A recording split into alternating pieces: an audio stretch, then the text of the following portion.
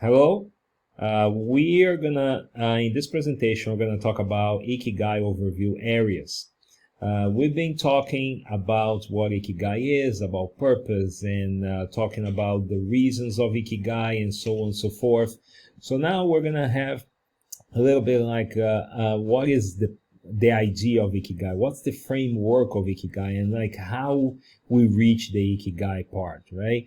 So as you can see on the Ikigai, you have what we call this four circles, right? Each circle will have a certain component, some certain question, what we call external factors, right? So the four questions that you need to ask yourself, right? And if you have good answers for it, this is like where you're gonna reach your Ikigai. So you ask your question like, what you're good at, what do you love, what the world needs, and what can you be paid for. So this is the main four questions that you need to ask yourself, and this is what we call external factors. However, like in order for you to reach these four questions, which is not that simple, right? It creates some gaps, like some areas or zones that they match with other parts, right? So what do you love matches with what you're good at and matches with what you can be paid for, like so, and then it starts creating what we call the internal factors, right? So as you can see, for the four external factors, it creates what we call four internal factors, which is what we call a mission, vocation, profession, and passion. And in some ways, the best way for you to get out of all this conversation is come up with the internal factors first, and then it will be much easier for you to come up with the external factors, right? Because you're going to start seeing that like come up with this Ikigai is almost like a jigsaw puzzle. You need to kind of work little by little on these small parts, and then as soon as you have a bigger picture, and then you step aside and you say, okay, now I understand. And you start seeing almost like you see from the balcony, like you see from the top, like a bird's eye view, and then we're going to be much better understanding what, in some cases, it becomes, as soon as you start having all the pictures, all the pieces together, it's almost like, how I didn't do that. How I did, but the reason is because you didn't have time to stop and just having this conversation with yourself, right? But that's the beauty of Ikigai, like that you have this kind of a time to sit down and ask this kind of questions. Not a lot of people ask.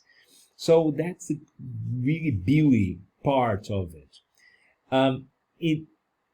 One thing that great, external factors, internal factors. However, you have what we call before you reach the Ikigai, there are some small parts that like you might have some what we call gap factors.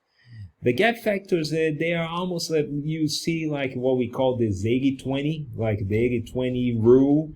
They're like 80% of the things there you can done really quickly, can be done really quickly, and then the 20% like they are just that final part that like sometimes is really hard for you to finish it off. So sometimes you can put yourself in a situation that in some cases what gets yourself so far from Ikigai, it's the final points that you need to solve in order for you to reach the final chapter of your puzzle.